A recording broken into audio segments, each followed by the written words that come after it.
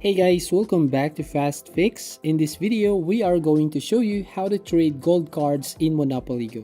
So to find that gold cards in your Monopoly Go app, you just need to tap on this album button right here at the bottom right of your screen.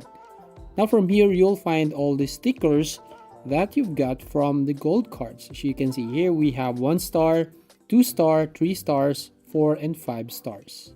Now you must remember that if you want to trade the gold cards, make sure that gold card has a duplicate. As you can see, a +1, +2, +4 duplicates.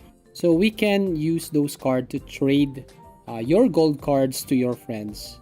So we have an example right here. So for example, this one gold card, as you can see, has a duplicate. I just have to tap on the send to friend button and just need to select a friend that you want to send this gold card. So for example here, just need to tap on this select button. So from here, as you can see, we have no option or buttons where we can actually trade those cards. But if you send those cards and they receive that, they can also send a duplicate stickers to you. So that's how you basically trade gold cards in Monopoly Go. If you find this video helpful, please consider to like and subscribe to this channel, and don't forget to hit the notification bell to notify you on the next video.